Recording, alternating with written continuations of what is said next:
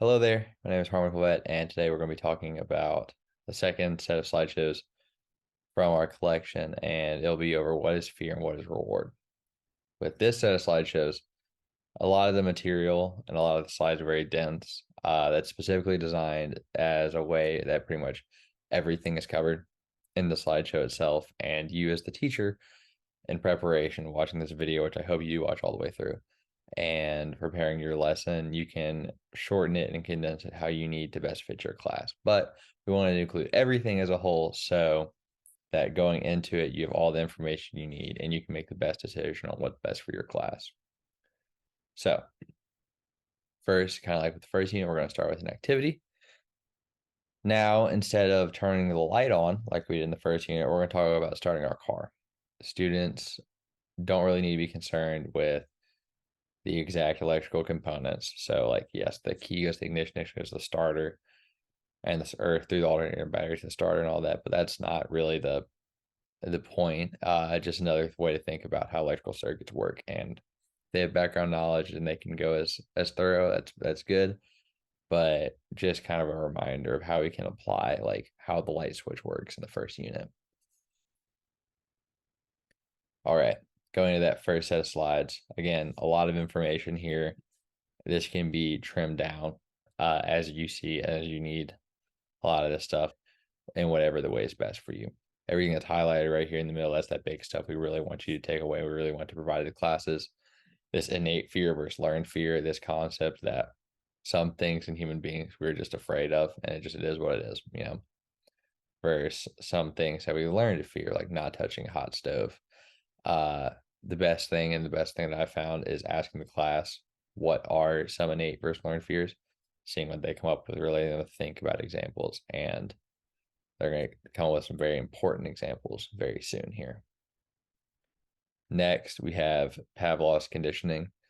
If they haven't gone over this yet in class, this is a really great way to introduce it. I like to propose as a story. What I found was the best way to do it. You just sit there and kind of deviate from the slides for a second, just leave it up on this, and you sit there and you say, okay, let's think about a dog, for example. Day one, you adjust the tone. Day one, tone plays. It's like a beep every few minutes, and the dog doesn't react, right? Nothing happens, it's just a beep. Day two, every time it beeps, they get some good food. They get a treat.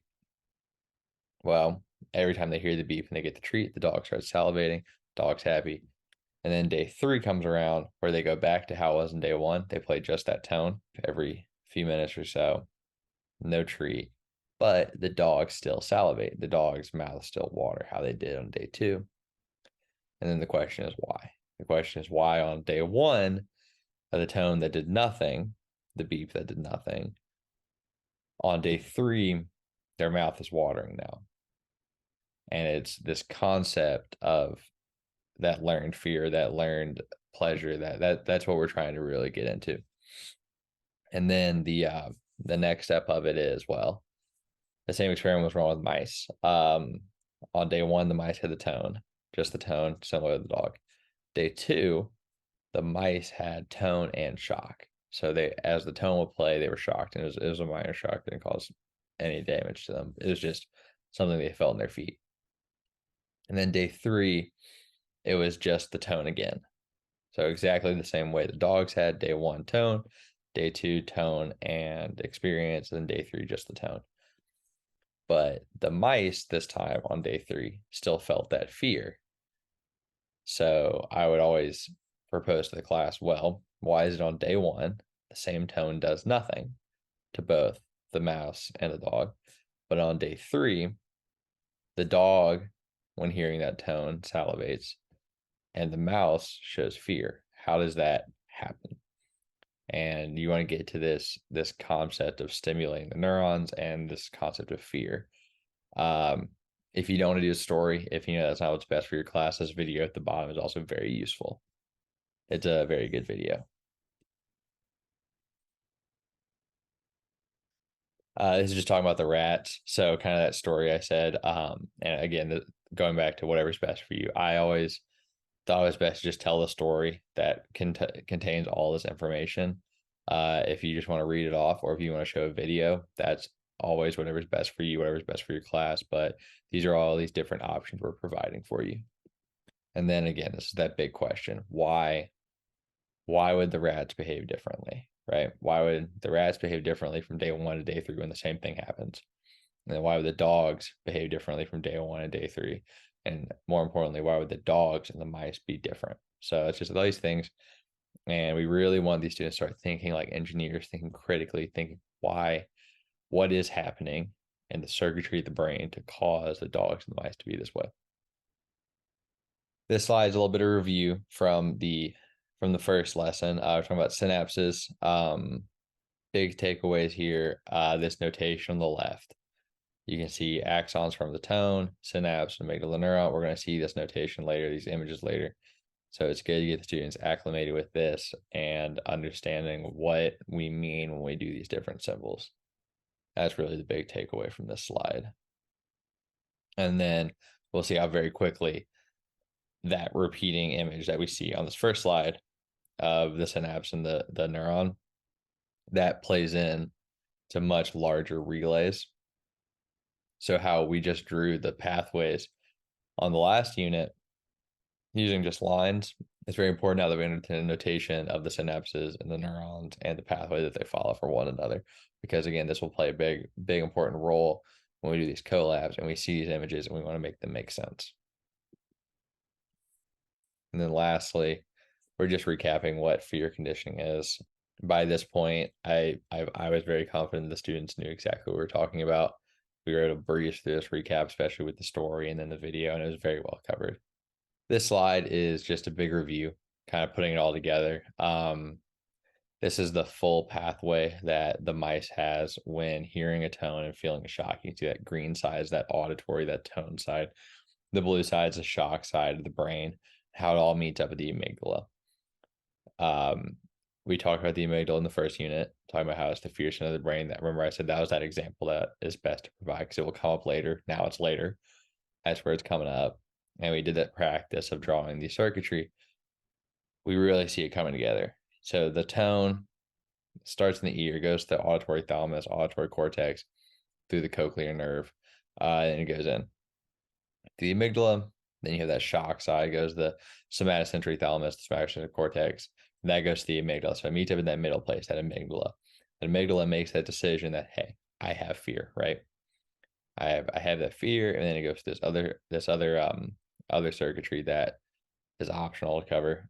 We can really stop at the amygdala, but we can go more in depth. You can ask students, what would that look like in real life, right? What would that look like in real life? How can we measure fear? Well, we have freezing, blood pressure, hypertension, and then hormone release. So there's some things where it's like going back to, as engineers, designing experiments.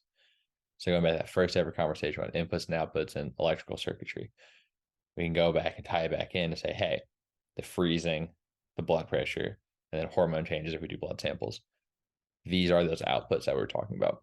These are these output changes that we as engineers, we as scientists, and we as neural engineers can understand and study. And here's that same diagram, but instead of this format shown using that synapse and neuron diagram we've been talking about, how the tone and the shock play together.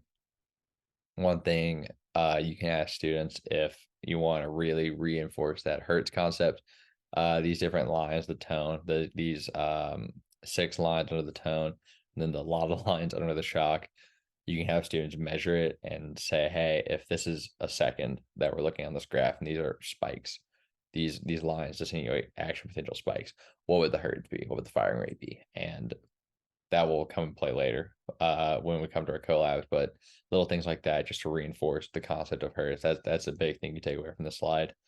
And just that we're going to the amygdala is that big meeting point. That's where the tone and the shock come together and the brain of the mice goes, hey, these are related. We're going to learn something from this. We're going to learn fear. This learned fear concept comes in the amygdala.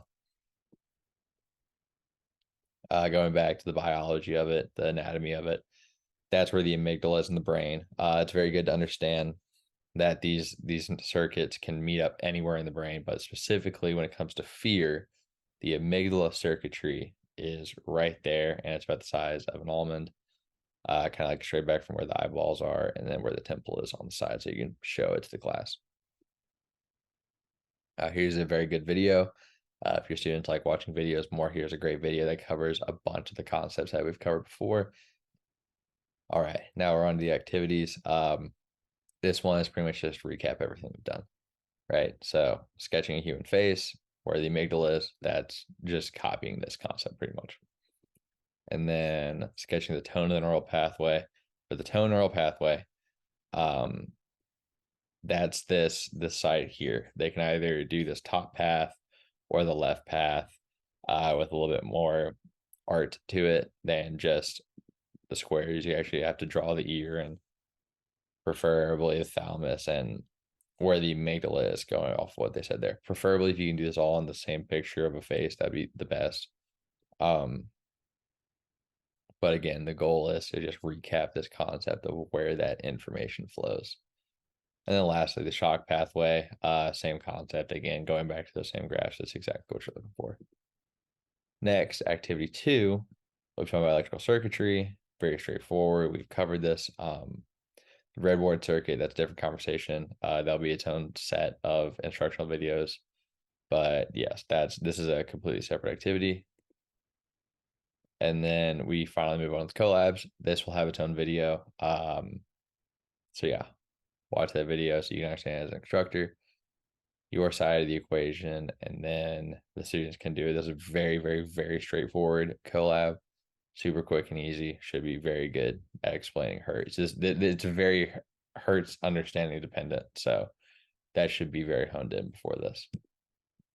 Just to sum everything up, the big 3 points can sum up as we want to understand this pathway of how tone and shock create fear, how they meet together, the amygdala, and how the circuitry of the brain makes that work. And then secondly, we want to understand the Pavlov's dog story, just kind of as a whole, the concept of day 1, just the tone, day 2, tone, and then either shock or a treat. And then day 3, just back to that original tone, and how in the dogs who got the treat, they salivate, and then in the mice who were shocked, they show fear. Understanding that difference on how day 1 is the same and day 3 it's different. And it's that learning of fear or salivation that makes that difference. And then you'll be ready for the next unit.